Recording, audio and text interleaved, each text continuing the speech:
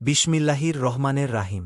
সাহাবীদের বর্ণনায় প্রিয় নবী সাল্লাল্লাহু আলাইহি ওয়াসাল্লাম এর দৈহিক অবয়ব পূর্ণিমার চাঁদের চেয়েও বেশি সুন্দর ছিলেন আমাদের প্রিয় নবী মুহাম্মদ মোস্তফা সাল্লাল্লাহু আলাইহি ওয়াসাল্লাম। চাঁদের মধ্যেও নাকি কালিমা আছে, কিন্তু আমাদের প্রিয় নবীজি সাল্লাল্লাহু আলাইহি ওয়াসাল্লাম ছিলেন সব কালিমা ও মলিনতামুক। একনজোর তার দিকে তাকালে চোখ ফেরানো যেত না।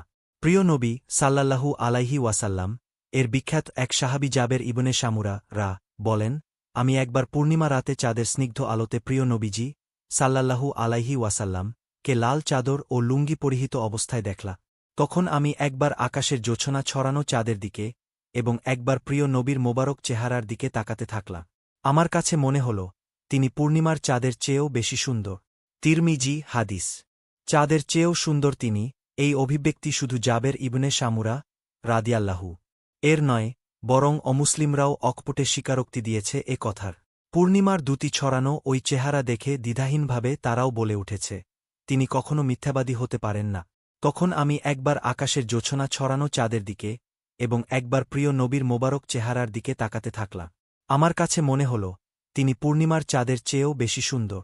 তিরমিজি হাদিস। চাঁদের চেয়েও সুন্দর তিনি, এই অভিব্যক্তি শুধু জাবের ইবনে সামুরা এর নয়, বরং অমুসলিমরাও অকপটে স্বীকারোক্তি দিয়েছে এ কথার। পূর্ণিমার দুটি ছড়ানো ওই চেহারা দেখে দ্বিধাহীনভাবে তারাও বলে উঠেছে, তিনি কখনো মিথ্যাবাদী হতে পারেন না। হিজরতের পরের একটি ঘটনা স্মরণী। মদিনার বিখ্যাত ইহুদি ধর্মগুরু ছিলেন আবদুল্লাহ ইবনে সালাম। তার কানে খবর পৌঁছল মক্কা থেকে নতুন এক দিনের দাওয়াত নিয়ে মুহাম্মদ নামের এক ব্যক্তি মদিনায় প্রবেশ করেছে। কৌতূহল চেপে রাখতে না পেরে সবার মতো তিনিও গেলেন নবাগত মানুষটির দরবারে।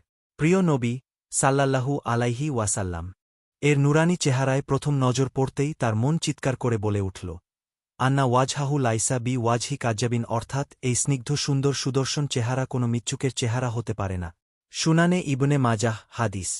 আমাদের প্রিয় নবীজি সাল্লাল্লাহু আলাইহি ওয়াসাল্লাম হলেন গোটা পৃথিবীবাসীর মধ্যে সবচেয়ে বেশি সুন্দর, সুদর্শন এবং সুষম দৈহিক গঠনের অধিকার। তার প্রতিটি অঙ্গপ্রত্যঙ্গ এমন সুনিপুণভাবে গঠিত যেন তিনি যেভাবে চেয়েছেন সেভাবেই গঠন করা হয়েছে। প্রিয় নবীজি সাল্লাল্লাহু আলাইহি ওয়াসাল্লাম এর উচ্চতা। তিনি বেশি লম্বাও ছিলেন না, আবার একেবারে বেটেও ছিলেন না। তিনি ছিলেন মাঝারি গড়নে। আনাস ইবনে মালিক বলেন, রাসূলুল্লাহ বেশি লম্বাও ছিলেন না, আবার একেবারে বেটেও ছিলেন না। সহিহ বুখারী হাদিস। বারা ইবনে আজিব বলেন, রাসূলুল্লাহ সাল্লাল্লাহু আলাইহি ওয়াসাল্লাম ছিলেন মধ্যমাকৃতির। তার দুই কাঁধের মধ্যবর্তী অংশ ছিল তুলনামূলক প্রশস্ত। সহিহ বুখারী হাদিস। তিনি মাঝারি গড়নের হলেও যখন সবার সঙ্গে হাঁটতেন তখন তাকে সবার মধ্যে সবচেয়ে বেশি লম্বা দেখাত। এটি ছিল মূলত তার মুজিজা। ফাথুল বারী। প্রিয় নবীজি সাল্লাল্লাহু আলাইহি ওয়াসাল্লাম এর গায়ের রং। প্রিয় নবীজি এর গায়ের রং ছিল লালসাদা মেশানো উজ্জ্বল ফর্সা, গোলাপি ধরনের, অনেকটা দুধে আলতা মেশানো রঙের মত।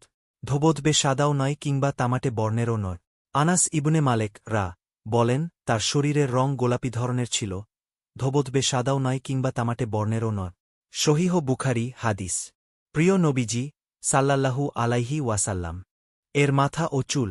তার মাথা ছিল সুষম্বর, চুল ছিল ঘনকাল, পুরোপুরি সোজাও নয়, আবার একেবারে কোকড়ানোও নয়, বরং ঈষৎ ঢেউ খেলান।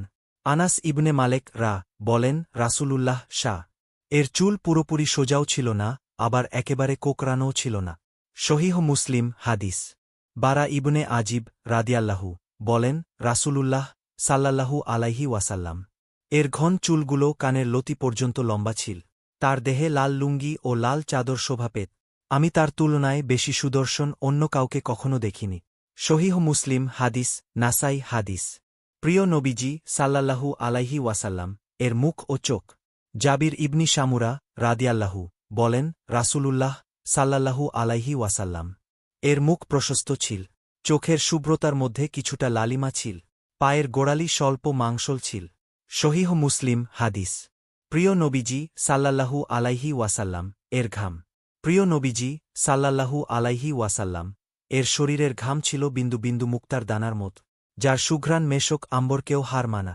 সহিহ মুসলিম শরীফে এসেছে, সাহাবায়ে কিরাম প্রিয় নবীজির ঘাম শিশিতে ভরে রাখতেন, আতর হিসেবে ব্যবহার করত। প্রিয় নবীজি সাল্লাল্লাহু আলাইহি ওয়াসাল্লাম এর একজন বিখ্যাত সাহাবী যাকে বলা হয় শায়রুর রাসূল তথা রাসূলের কবি হাসান বিন সাবেত প্রিয় নবীজির শানে যে অমর কবিতা রচনা করে গেছেন 1400 বছর পরও তা মুমিন হৃদয়ে মুগ্ধতার ঝড় তুলে দেয়।